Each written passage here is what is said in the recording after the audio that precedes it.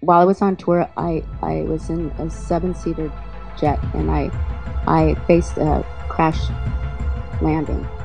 Plane was in flames. I had 15 cervical spinal surgeries. Oh, no. And I had to take 7 years off, and then I reappeared on American Idol. What do Idol fans have to look forward to this season, and what are you looking forward to seeing? Well, is that what it is? I was wondering, what is that? Either Paula Abdul is a liar or she's telling a major lie because she claims that she was injured in a plane crash. She was headed to Denver from St. Louis when the plane engine exploded.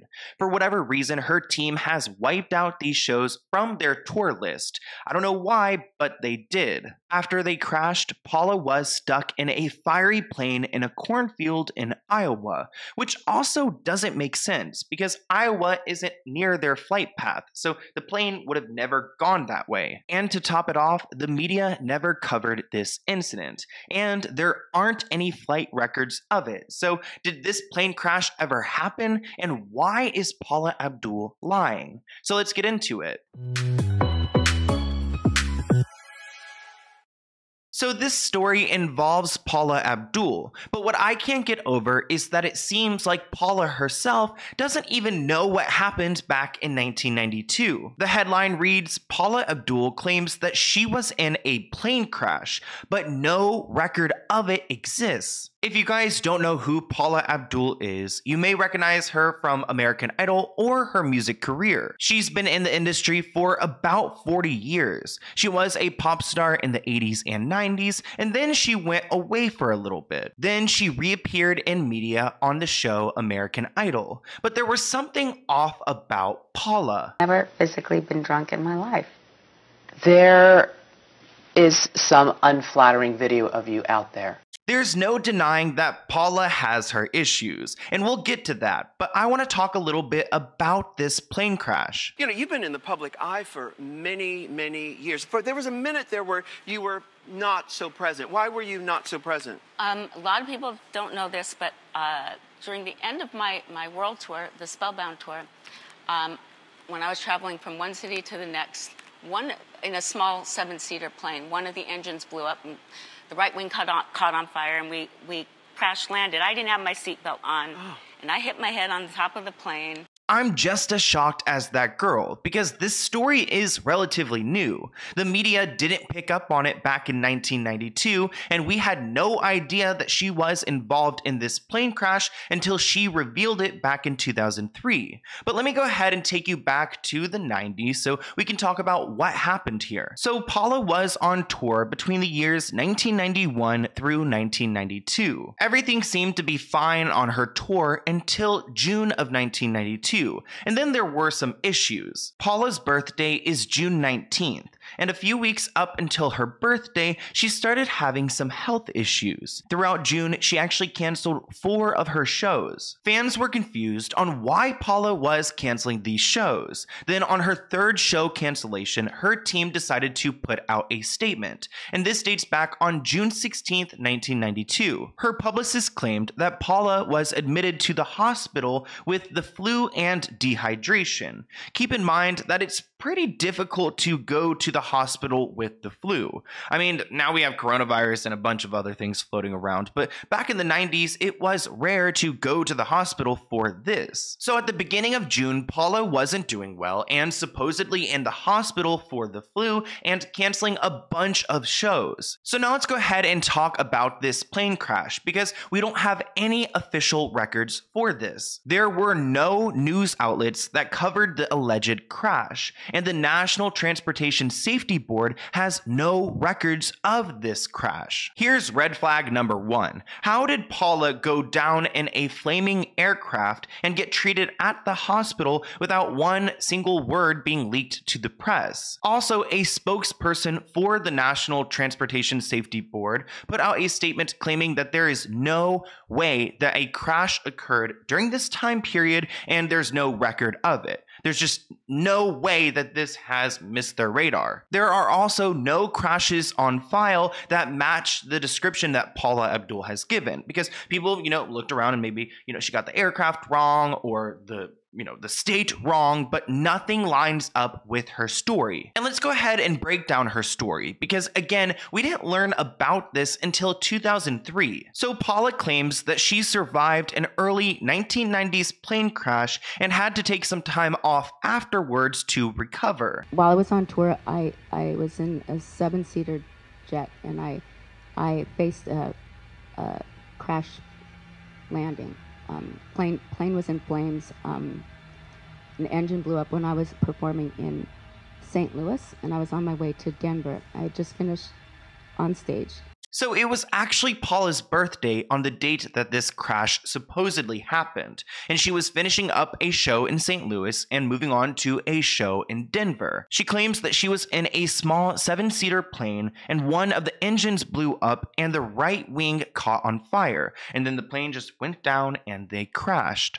And one of the engines blew up and we plummeted, and the right wing caught on fire, and I broke through my seatbelt, and I ended up hitting my head on top of the plane, and I was knocked out. And when I came to, the whole plane was in flames, and the pilot was knocked out, and the co-pilot was able to crash land us in a cornfield.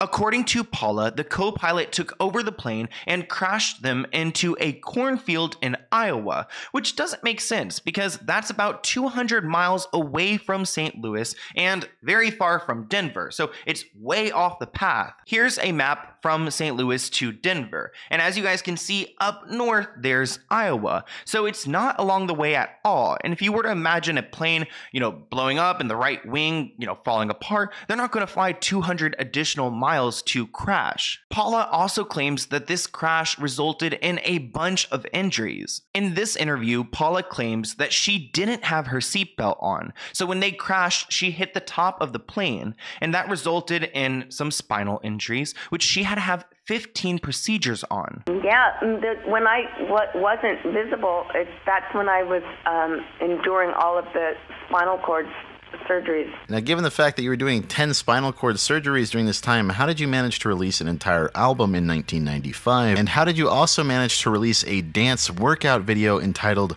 Paula Abdul's Get Up and Dance? That's a great point, because Paula had this injury in 1992, and she claims that she had to have a bunch of spinal surgeries, and she was out of the game for a while. But then she did continue to work, putting out another album and working on that project. Also, I can't get over the fact that there's no record of these concerts in Denver and in St. Louis. So I did a lot of research on this part specifically. If you go online, you'll see that there's a list of the shows that she did do. And here's that list from 1992. You'll see that there's nothing on the 19th when that show that supposedly happened in St. Louis was, and there's nothing on the 21st or 22nd when she performed in Denver. But that's not it, because there's also a list of canceled and rescheduled shows, which I thought to myself that, these shows will definitely be on that, but they weren't. So why isn't there a record of these two shows that connected this plane crash? At this point during my research, my head was spinning because I couldn't figure out when these shows happened, where they happened, and how Paula had put together this story. Because if you look at previous tour dates from any celebrity, you'll find their entire tour. And for whatever reason, she decided to wipe out the St. Louis and Denver shows from her tour list. But these shows did in fact happen. There was an article posted on June 21st, 1992 that spoke of her performance in St. Louis on that June 19th. And it was her 30th birthday at this point. I tried my best to find any record of this show on the internet, and all I was able to find is an old ticket that's for sale for $24, and this is a ticket proving the show did in fact happen. So Paula Abdul and her team can wipe it away from the internet over and over again, but this show did in fact happen on June 19th, 1992, and here's a ticket to prove it. Now that we know that this show did in fact exist, let's go over a couple of discrepancies. So in one interview, Paula was quoted saying that this crash happened at the end of her tour in 1993, which doesn't add up because her tour ended in 1992. Secondly, she claims that she was 27 at the time, which isn't factual because at this point she would have been 31, but in 1992 she was turning 30. So I don't know why she would lie about her age. And in the end of '93, I was leaving. It was on my birthday too. I was leaving St. Louis. Because you were like maybe 30 years old back then. I was 27. Okay. Okay, yeah. So maybe Paula forgot the year and forgot how old she was. I mean, that would make sense, but there's another discrepancy I cannot get over. So Paula claims that once she finished up her show in St. Louis, she got right on that plane and headed towards Denver. But that's not entirely true. So keep in mind that she performed on June 19th, her birthday in St. Louis. And then her second performance was on June 22nd in Denver. But what really makes this story complicated is that she actually had a show somewhere else in the middle. She couldn't have taken a flight from St. Louis to Denver because she had a show in Kansas in between. On June 19th, she was in St. Louis. Then on June 20th, she was in Kansas. Then on June 22nd, she was in Denver. And why are these 3 dates wiped away from her tour list? Also, if she got into this accident, how did she recover and performed the next day? She claims that she hit her head on the top of the plane. She tore up her knee, but she was only off 1 day and then went on backstage. Paula has been quoted saying, "I couldn't cancel my tour. I didn't want anyone to count me out. Quote, I tried to keep everything hush hush." And that must be incredibly impressive of Paula because I can't imagine going through these injuries and then continuing to perform like nothing happened. So you had a spinal cord injury. You're so lucky you weren't paralyzed. I became paralyzed from the top of my head to my toes, all completely on my right side. And I spent the next 5 years enduring around 11 surgeries. So in this clip, Paula is claiming that she was paralyzed and had to take off about 5 years and have 11 different surgeries to correct the issues she had. But that doesn't make sense because in June 1992, she had this accident. But then in June 1995, this album came out. And I know we mentioned this earlier, but she also did this dance class that came out in 1994. And she even starred in this television thriller, Touched by Evil, in 1997. So if she had all of these health issues, how did she get it together to continue performing? And she talks about going away for a bit, but doesn't seem like she went away at all. So Paula first mentioned this story back in 2003, but then in 2005, she decided to talk about it a little bit more. She told People magazine that they were in the air for about 30 to 40 minutes before the engine caught fire. The reporter at People magazine also asked her about her drug use, and she claims that she's not addicted to pills of any kind. But at that point in 2005, she did check into a rehab facility in California. I don't remember much of it, but I do remember that people were bloodied up. I had my manager and tour manager and tour accountant. I had my hair and makeup artist on the plane. So all of these other people were in this plane with Paula, but we haven't heard from anyone else about this, and there's no record. In 2006, Paula did an interview with Larry King, and she explained why there were no public records of the crash. Quote, well, it did get some attention, but I didn't want to make it I worked it out publicly wise. I didn't want, and then she continued to say that she didn't want to milk the situation. And Paula has also been quoted saying that she's thankful that social media wasn't around during the plane crash because she kept it off the radar. But what is the likelihood that she could keep this from the media? Because I doubt that she would be able to hide it. Plus, if all of these other people were involved, why haven't they spoken up about this crash? Also, about a month after this incident happened in June 1992, there was an article out about Paula Abdul's knee, because supposedly she was in Atlanta and she was getting her left knee checked out. So there's something going on here, because she's meeting with an orthopedic surgeon, but they're talking about her left knee here. And I think back to that clip, didn't she speak about her right side being messed up? So things just aren't aligning, and the media is reporting on her. So it's not like she's able to hide these things like she hid this plane crash, because they're talking about her knee, they're talking about her flu. She was very much covered in the media, so how would she hide an entire plane crash? It also turns out that she bought some fins, a mask, and a snorkel while she was in Atlanta to go, I guess, like scuba diving or to go snorkeling. So if she was in such bad condition at this point, how is she physically participating in these extracurriculars and doing her shows and dancing all over stage? There's a reason why Paula is lying about this crash. Maybe the crash did happen, but there's some lying here. There has to be. And it's pretty convenient that now in 2009, she's using this crash to explain why she's had dependence on pain medication. She claims that she has suffered chronic pain since high school. She's had a bunch of different injuries throughout the years, and car crashes and this plane crash, which all resulted in a lot of different injuries, and she takes medications to soothe those injuries. Depending on how old you guys are, you may remember that about a decade before, there was an opioid crisis. I mean, there still is an opioid crisis, but there was a big crisis involving pills and pain medication, and it's been going on for decades. But I feel like Paula Abdul is a victim of that industry, because a bunch of different people were taken advantage of by their own doctors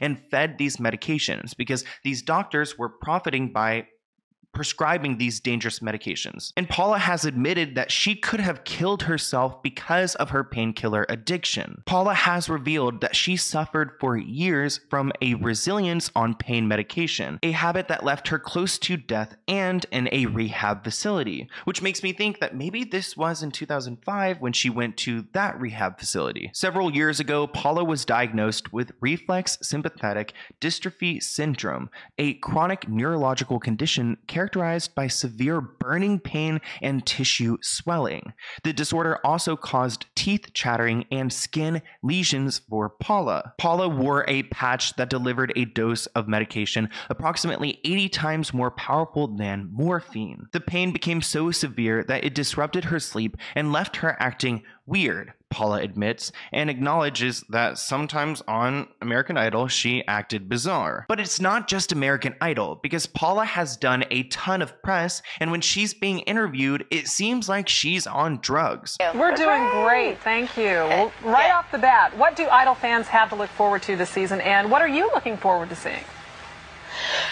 Well, is that what it is? I was wondering, what is that? Somebody else must be talking to Paula. Are you there, Paula? Paula, good morning. Good morning, everyone. I'm going to ask that question one more time, okay? I'll tell you. Okay, what do Idol fans have to look forward to this season? What are you looking forward to?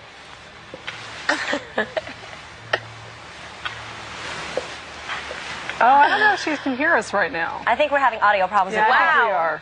I think we are. I think we might be having some problems. We're going to try to get back with Paula. In the meantime, we're going to fix the audio problem and join her live from New York in just a moment. Paula opened up about her issues with pain medication back in 2009. And there's a lot of articles where they write she was an addict straight up, and she finally admits it. So people were pretty much waiting for her to admit that she's a drug addict. But 2 days after that interview, she actually retracts her statements and claims that she was not a drug addict and that she's never been. So she went from sharing her experiences with these drugs and being addicted to them and having to go to rehab for this to backing it out and claiming that she was never addicted to drugs and the magazine got it wrong. But whatever happened in 1992 must have been traumatizing for Paula, because it seems like she's almost made up this event. While talking about this, she claims that she had to continue working after the crash because she didn't want to be looked at as damaged goods. How do you think you've been able to do it? Where